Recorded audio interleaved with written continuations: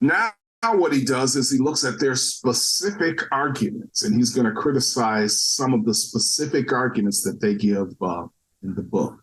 He says he wants to look at their theistic proofs. So it says there, for instance, ontological argument is kind of Jonathan Edwards.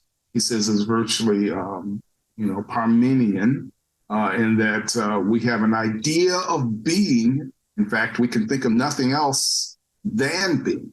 And so non-being is unthinkable. We have an idea of being. We can think of nothing else than being. Non-being is unthinkable. Thus, being must be eternal, if that's the case, and omnipresent, and that is limitless in all its perfections. In other words, God. So there you are. You get that's kind of an ontological argument based on Edwards, and we get ourselves to God because of the nature of being, right? He says, now there's an obvious objection to this, which the book doesn't even mention.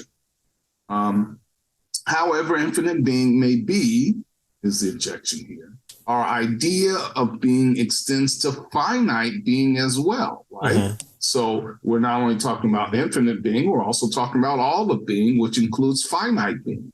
And therefore, if being is divine, if the idea of being is divine, and you have to include finite being as part of that divine being, then without some modification, the argument proves, Frame tells us, pantheism.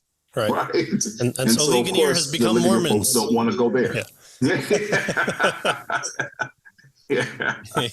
Yeah. Although even there, it's a little sketchy on what the pre-incarnate state of us were, but yes. Yeah. So this seems to be not what they want to actually argue because of the implications of being from not just a God point of view, but then is man then also infinite? And so we share a non-communicable aspect of God. Well, but it's then communicable. So it doesn't seem to be what they actually want to be arguing from their point of view.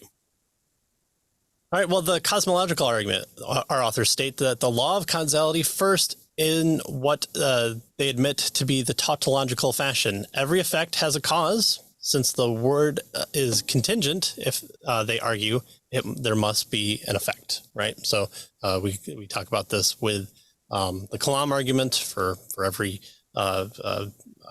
initial thing in the universe, there is a cause. There has to be at some point a first cause. And from that first cause, we say God is that first cause.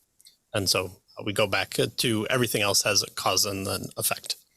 What then is the cause? The world is not a mere illusion, non-being as above, nor is it self-created, which is nonsense.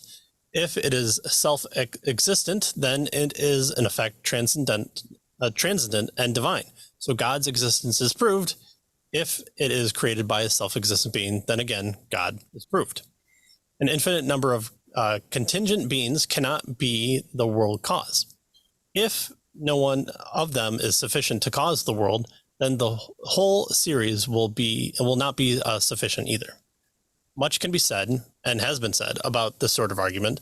What is most notable to me, to frame, as in the Ligonier version of the ontological argument, the authors fail to clearly rule out the pantheistic alternative, namely the universe is its own God.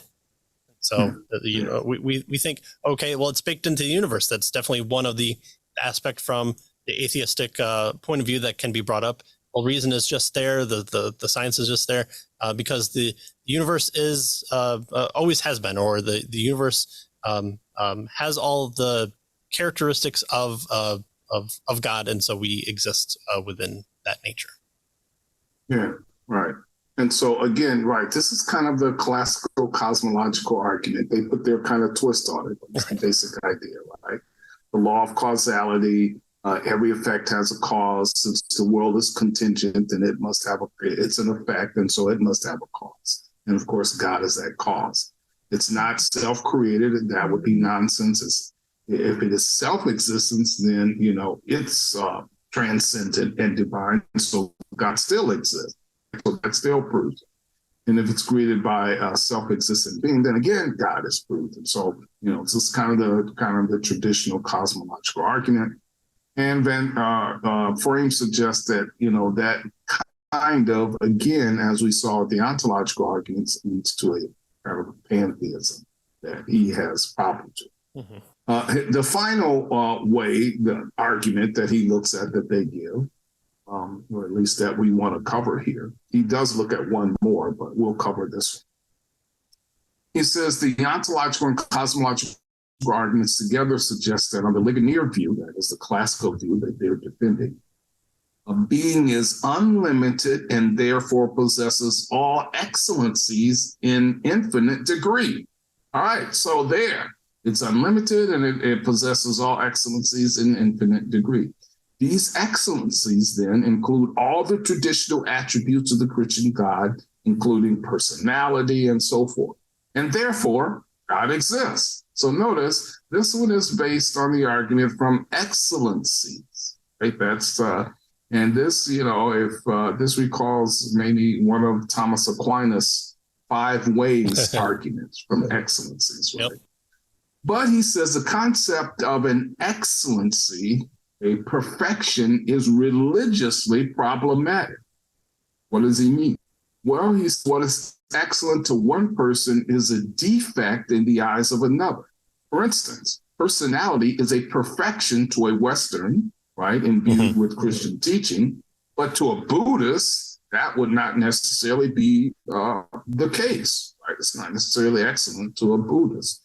And therefore, the sort of proof he suggests that they offer in their book presupposes a particular set of values, that is, Western Christian values, or else it's just simply invalid. It doesn't work because it doesn't apply to everyone. In other words, either it is presuppositional in terms of its argumentation, or else it's a failure. And so again, he doesn't think this particular argument from excellency does what they want it to do. Right. Because they want to provide a kind of a neutral platform that both sides can agree on and then go from there. Well, if you say, the personality is a perfection, and then the Buddhist who's on the stage would say, well, I don't agree with that. And so now you're left with no basis. And so how do you do that? Where do we go from here? Just drink our water, cough, and then leave the stage.